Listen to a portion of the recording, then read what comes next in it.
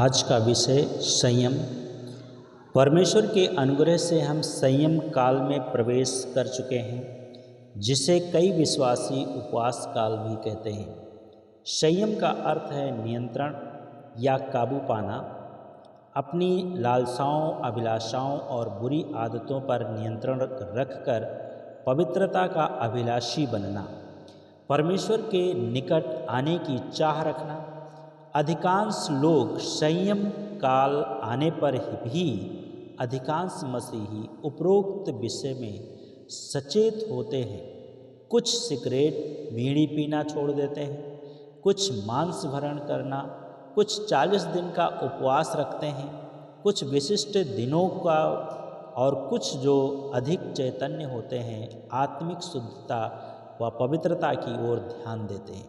लेकिन परमेश्वर का वचन में हम इस प्रकार से कुछ दिनों के लिए संयम के जीवन बिताने और मन चाहे ढंग से जीने के विषय में कोई निर्देश नहीं है या हम नहीं पाते हैं। कहने का मतलब ये है कि वर्ष भर हम शराब पीते रहें, सिगरेट फूंकते रहें, रात दिन चलचित्रों में डूबे रहें और व्हाट्सएप में, फेसबुक में और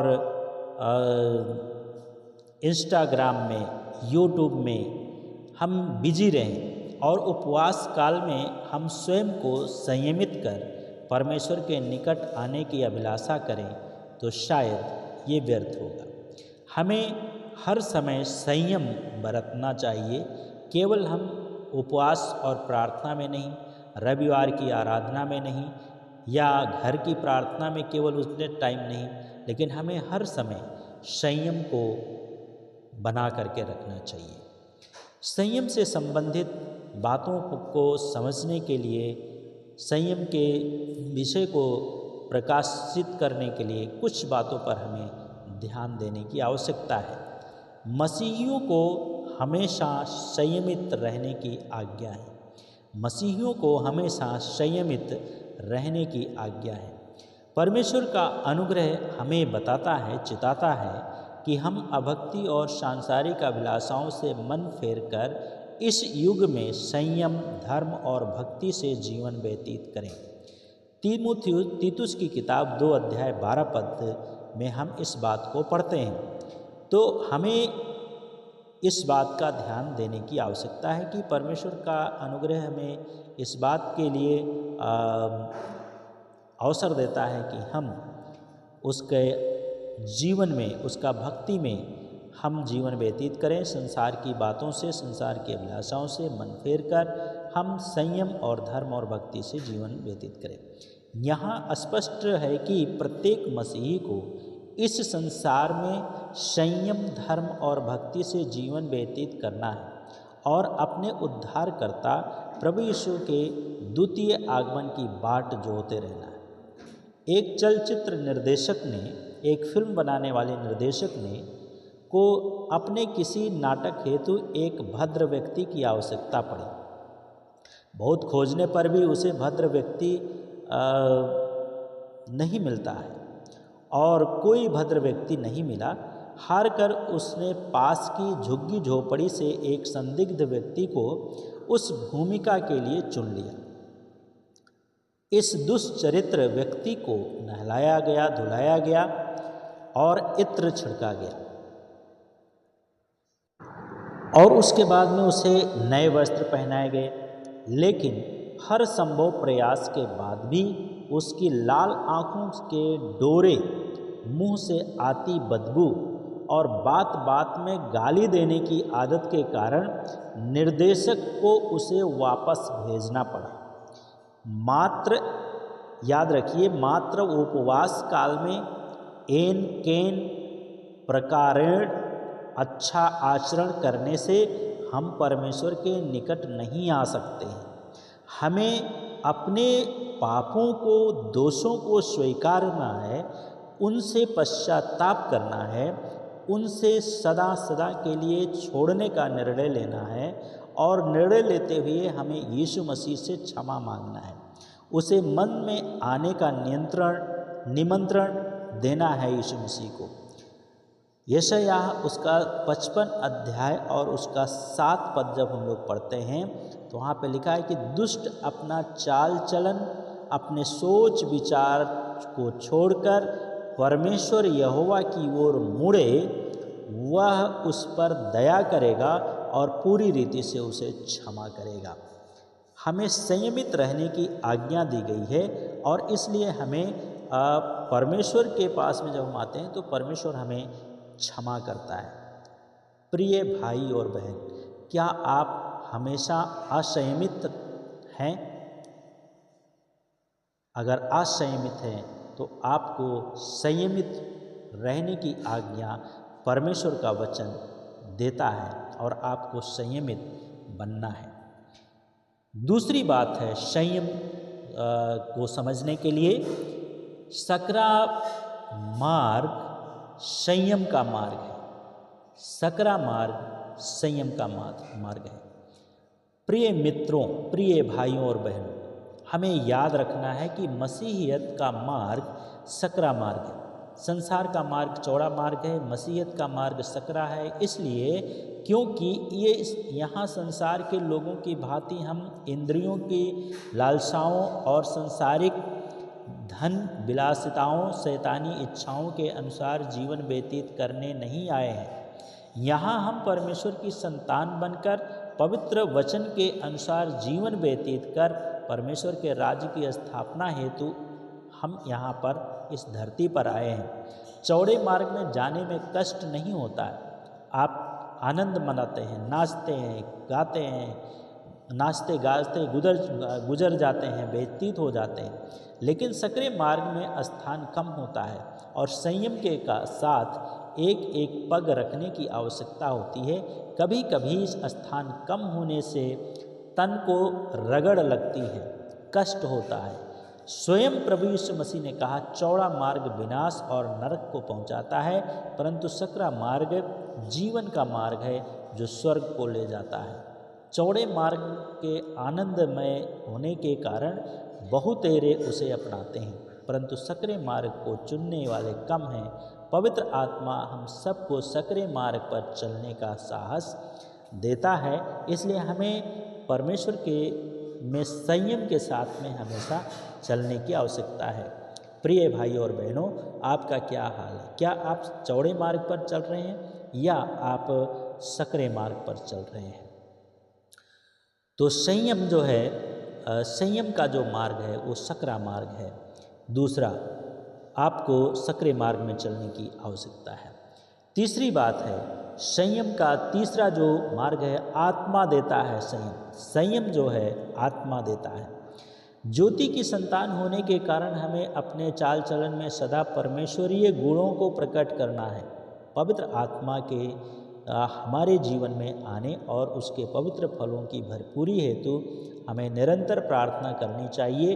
पवित्र आत्मा के फल प्रेम, आनंद, धीरज, शांति, कृपा और भलाई, विश्वास और नम्रता और संयम है और ऐसे कामों के विरुद्ध कोई व्यवस्था नहीं है। कई बार हम अपने जीन्स में या अपने डीएनए में या अपने आनुवंशिक प्रभावों को अपनी दुर्बलता का कारण बताकर किनारा करना चाहते हैं, लेकिन वे दोष हम में बने रहते हैं। प्रभु यीशु मसीह के नाम में और पिता पवित्र आत्मा की सामर्थ्य में हमें इन दुर्बलताओं का नाम लेकर उन पर विजय का दावा प्रस्तुत करना जरूरी है। साथ ही साथ हमें पवित्र आत्मा से उस के फलों से निरंतर हमें अपने आप को भरने की आवश्यकता है, ताकि हम धीरे धीरे उन गुणों को अपने आचरण में का हिस्सा बना सकें, अभिन्न हिस्सा बना सकें और अंग बन जाएं हम, ताकि स्पष्ट रूप से हम वर्षाकालीन मेढक नहीं जो वर्षा आने पर ही बाहर निकलते हैं, लेकिन हम हमेशा बाहर दिखाई दें और अपने प्रभु के महिमा करने पाएं। और इसलिए हमें उसमें बने रहकर उसके साथ में हमें चलने की आवश्यकता है। मेढक के समान बरसात में केवल नहीं, लेकिन हमें हर समय अपने जीवन में, केवल रविवार का दिन में नहीं, केवल विशेष प्रार्थना सभाओं में नहीं, केवल प्रार्थना उपवास प्रार्थना में नहीं, लेकिन हमें हमेशा एक जैसा जीवन व्यतीत करने की आवश्यकता है। हमें परमेश्वर के आत्मा से अपने आप को भरने की ज़रूरत है। हम वास्तव में मसीही हैं, विश्वासी हैं, जो उपवास काल में या उपवास के समय में ही नहीं लेकिन हर समय स्वयं की शारीरिकता पर संयम रखते हुए आत्मा के चलाए चलते हैं। भविष्य में अपना शेष शारीरिक जीवन मनुष्य की अभिलाषाओं के अनुसार नहीं लेकिन परमेश्वर की इच्छा के अनुसार हमें व्यतीत करना चाहिए। पहला पत्रस 4 उसका 2 पद में हम इस बात को पढ़ते हैं कि हमें भविष्य में अपना शेष शारीरिक जीवन मनुष्य की अभिलाषाओं के अनुसार नहीं लेकिन हमें परमेश्वर की इच्छा के अनुसार व्यतीत करना चाहिए। संयम जीवन के प्रत्येक क्षेत्र में लागू होता है।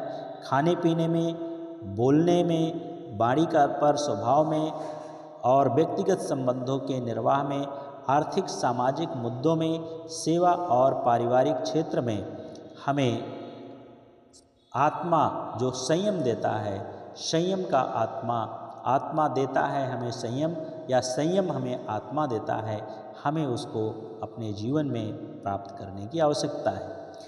चौथी बात है संयम के बारे में, क्या हम आत्म संयमित हैं? चौथी बात, धर्म से जीवन व्यतीत करना या धार्मिकता से जीवन व्यतीत करना। धर्म क्या है? परमेश्वर को जानना है, उसके साथ व्यक्तिगत संबंध स्थापित करना है। परमेश्वर मनुष्य से प्रेम करता है क्योंकि हम उसकी रचना है। वो हमारे साथ संगति करना चाहता है, जैसे पिता अपने पुत्र और पुत्री के साथ में। प्रभु यीशु मसीह को जानना और उस पर विश्वास करना। धार्मिकता, जब मनुष्य जाति के पापों के कारण परमेश्वर से दूर हो गई तो परमेश्वर ने अपने पुत्र यीशु मसीह को जगत में भेजा।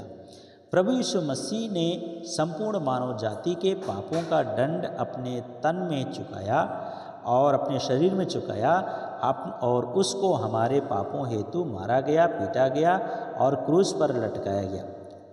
और उन्होंने अपने तन का सारा रक्त क्रूस पर बहा दिया और वो मारा गया, गाड़ा गया और तीसरे दिन मृतकों में से जी उठा।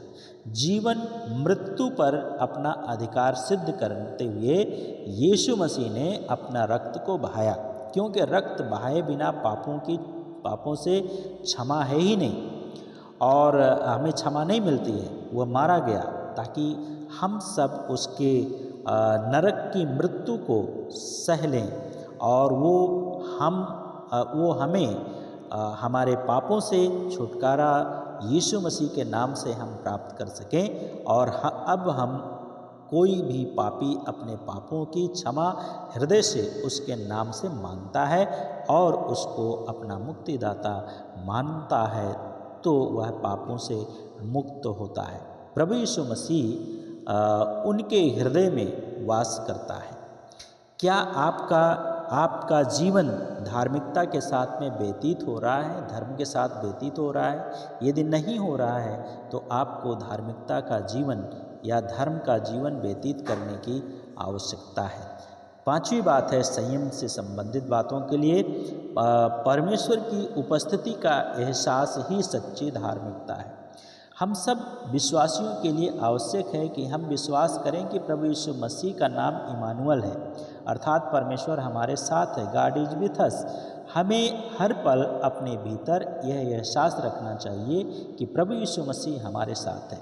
हम भयभीत, चिंतित और कई लोग अकेलेपन से ग्रस्त रहते हैं। इन सब समस्याओं का एक छोटा सा हल है कि हम यह पूर्णतः विश्वास करने लगें कि प्रभु यीशु मसीह इमानुएल हर पल हमारे साथ है। उसने स्वयं कहा है, मैं सृष्टि के अंत तक सदैव तुम्हारे साथ हूँ। माता अपने बच्चों को दूध पिलाना भूल जाए परंतु मैं तुम्हें नहीं भूलूंगा, ये परमेश्वर का जीवित वचन है। और वो कहता, मैं तुम्हें अनाथ ना छोड़ूंगा। जब भी कोई बीमारी आए, चिंता आए, भयभीत हो तो इसी विश्वास से स्वयं को भरिए कि परमेश्वर आपके साथ है और परिस्थिति को उसके हाथ में सौंप दीजिए और निश्चिंत हो जाइए। आप पाएंगे कि निश्चिंत समय में आपके भय व चिंता का निवारण हो जाएगा। प्रिय भाई और बहनों, परमेश्वर का उपस्थिति का एहसास सच्ची धार्मिकता के साथ हमें अपने जीवन में करना है। छठी बात है संयम से संबंधित बातों को परमेश्वर की उपस्थिति वचनाध्ययन द्वारा। जब हम परमेश्वर के वचन को पढ़ते हैं, उसके वचन का अध्ययन करते हैं, तो परमेश्वर के साथ जीने का अर्थ है उसके वचनानुसार जीना। परमेश्वर और वचन दोनों एक ही सिक्के के दो पहलू हैं। वचन को पढ़ना परमेश्वर को जानना है और परमेश्वर को जानना वचन को पढ़ना है। हम पवित्र शास्त्र से दूर होकर परमेश्वर के निकट होने का दावा नहीं कर सकते हैं और परमेश्वर से दूर रहकर पवित्र शास्त्र से प्रेम नहीं कर सकते हैं। इसलिए उपवास के समय में या आराधना के समय में ही नहीं, वचन की संगति वर्ष भर करनी चाहिए, रोज़ करना चाहिए और रोज़ हमें वचन को पढ़ना चाहिए, क्योंकि वचन के साथ रहना परमेश्वर के साथ रहना है। एक रांची का एक युवक ने प्रचार किया और उस युवक ने पूछा, जो लोग प्रचार तो करते हैं परंतु पवित्र शास्त्र को बिल्कुल नहीं पढ़ते हैं, उन्हें आप क्या कहेंगे? तो मैंने कहा कि प्रभु यीशु मसीह के शब्दों में वो मूर्ख है, क्योंकि उन्होंने अपनी नींव वचन पर नहीं रखी है। निश्चित रूप से वे शीघ्र ही गिर पड़ेंगे। एक शिक्षक यदि अपने विषय की पुस्तक से ही दूर रहे तो न केवल वह असफल अध्यापक ठहरेगा, शिक्षक ठहरेगा, उस पर निर्भर छात्र भी असफल हो जाएंगे। तो इसलिए हमें संयम के साथ में रहने के लिए अपने जीवन में परमेश्वर की भक्ति, परमेश्वर के वचन को पढ़ना हमें ज़रूरी है। सातवीं बात है संयम से संबंधित बातों में परमेश्वर से प्रेम का अर्थ है आज्ञा पालन करना।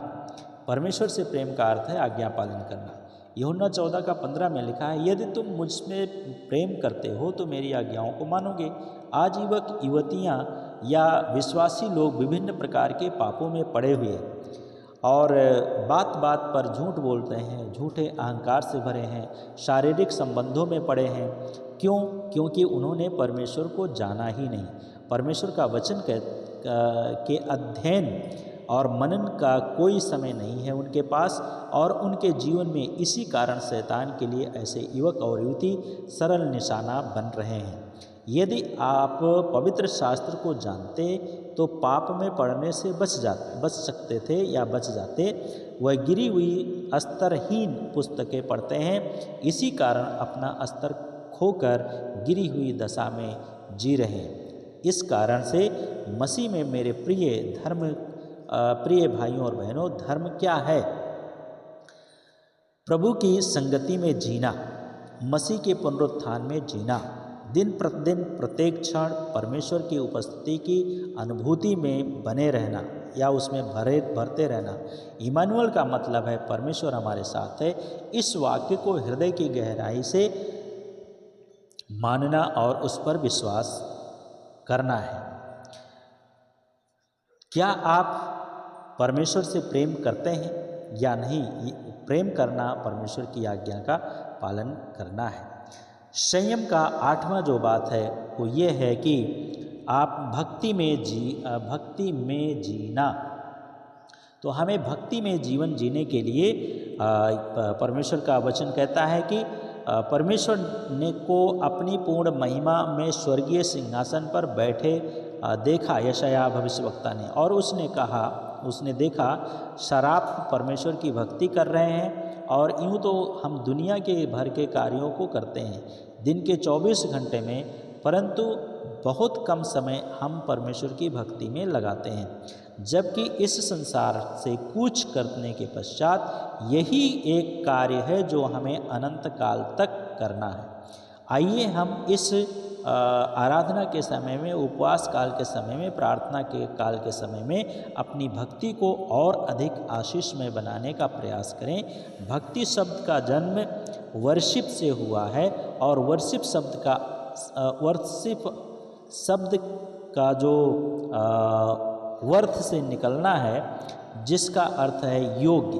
वर्शिप का अर्थ है अपने आराध्य की योग्यता, गुणों व विशेषताओं का बखान करना, उसकी योग्यता को स्वीकार करते हुए शरीर, मन और आत्मा से अपने आराध्य को, अपने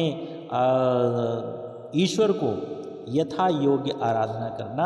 आराध्य के प्रति प्रशंसा जब मुख से निकलती है तो वह स्तुति है, और जब हाथ, पैरों और शरीर के अन्य अंगों द्वारा विभिन्न भक्ति मुद्राओं से व्यक्त की जाती है तो भक्ति कहलाती है। भक्ति का स्रोत पवित्र आत्मा है। परमेश्वर का आत्मा है और अवश्य है कि उसके आराधक आत्मा और सच्चाई से उसकी भक्ति करें, आराधना करें। परमेश्वर कहता है भक्ति का मूल स्रोत पवित्र आत्मा है। बिना उसके मनुष्य सच्चाई से प्रभु की आराधना नहीं कर सकता है। पवित्र आत्मा के बिना हमारी भक्ति मात्र शारीरिक स्तर पर ही रह जाती है, वह परमेश्वर को छू नहीं पाती है। इसलिए इस समय, आराधना के समय आवश्यक है कि प्रत्येक विश्वासी पवित्र आत्मा की प्राप्ति का यत्न मन से करे। पवित्र आत्मा से परिपूर्ण होते जाओ, हमें ये आज्ञा मिली है। अपने जीवन को ज्ञात अज्ञात पापों से हमें दूर रखना है। स्मरण रखें कि पवित्र आत्मा परमेश्वर का आत्मा है और वो हमें पूर्णतः पवित्र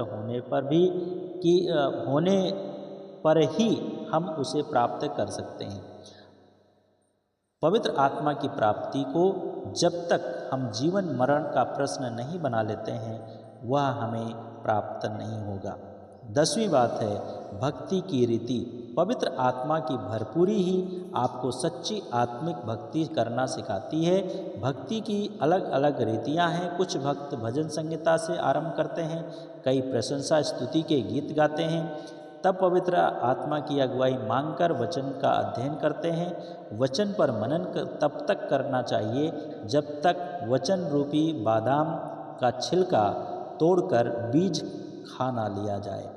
यहाँ तक कि तुष्टि का भाव आना आवश्यक है, जो परमेश्वर के से निश्चित रूप से बात करने से ही उपजता है। और भक्ति की कोई निश्चित विधि बनाना इस संदेश का उद्देश्य नहीं है। यह उद्देश्य है कि प्रत्येक मसीही भक्ति के लिए निश्चित समय दे और भक्ति आत्मा से जुड़ी है। और यदि हमारी भक्ति हमारे आराध्य तक पहुँची ही नहीं है तो वह भक्ति व्यर्थ है। अगर हमारी भक्ति हमारे आराध्य अर्थात परमेश्वर तक नहीं पहुँचा है तो वो भक्ति व्यर्थ है। सच्ची भक्ति मन, प्राण व आत्मा मन, प्राण और आत्मा और आशीषों से सींचती है। कुछ ऐसे जैसे सूर्य की गर्मी से मेघ घुमड़ते हैं और फिर वर्षा के रूप में धरती को सींचते हैं, उसी प्रकार हमारी भावनाओं का जल आत्मा की गर्मी में मन प्राणों में घुमड़ता है और बादलों की भांति पर प्रशंसा, स्तुति व प्रार्थना की धाराओं में ढलता भक्त को अंतःस्थल तक सींच देता है। प्रिय भाइयों और बहनों, क्या आपका जीवन में इस प्रकार का हो रहा है? क्या आप भक्ति की रीति को अपनाए हैं या नहीं?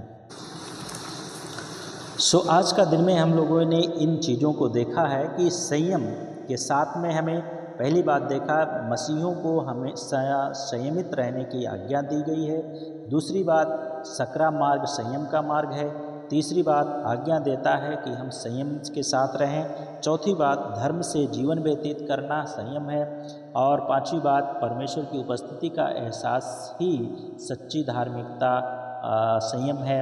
और छठी बात, परमेश्वर की उपस्थिति और वचन का अध्ययन करना एक संयम है। सातवीं बात, परमेश्वर से प्रेम का अर्थ आज्ञा पालन करना ही संयम है। आठवीं बात, भक्ति में जीना संयम है। और भक्ति का जो स्रोत है उसके बारे में अभी हम लोगों ने पढ़ा। और भक्ति की रीति हमारे जीवन में दिखाई देना चाहिए।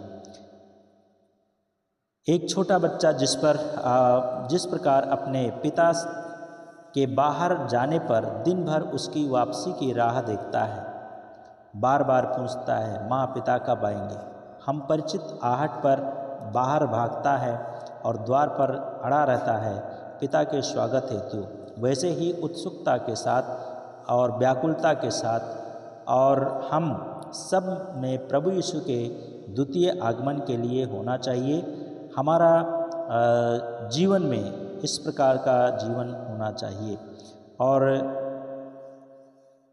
जिस प्रकार से हम एक ड्राइवर है जिसे शीघ्र ही माल पहुंचाने के कार्य मिल जाते हैं और हम उससे पूछते हैं क्या बात है, आपका ठेकेदार आप पर कुछ ज़्यादा ही मेहरबान है, वो बोलता है इसके अतिरिक्त मैं यात्रा पर जाने के लिए सदा अपना बैग तैयार रखता हूँ, इसलिए तुरंत जा पाता हूँ। और जबकि अन्य ड्राइवर कुछ लोग ड्राइवर होते हैं जो तैयारी में सदा समय नहीं देते हैं। हमारी क्या स्थिति है?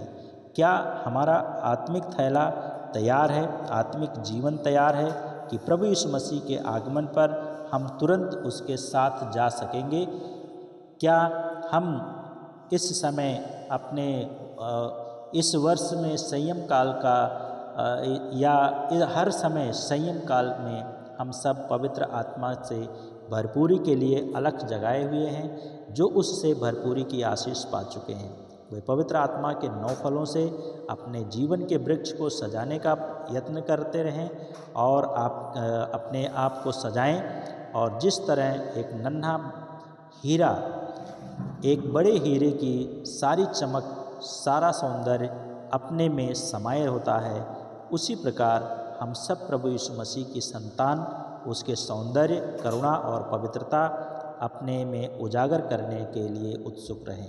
काश कि यीशु की सुंदरता हमें दिखाई दे, इसकी सारी करुणा और पवित्रता और आत्मिक त्राण हमें और चमका जब तक यीशु की शोभा हमें दिखाई ना दे। परमेश्वर हम सब की सहायता करे ताकि हम अपने जीवन में इस प्रकार का जीवन जी सकें।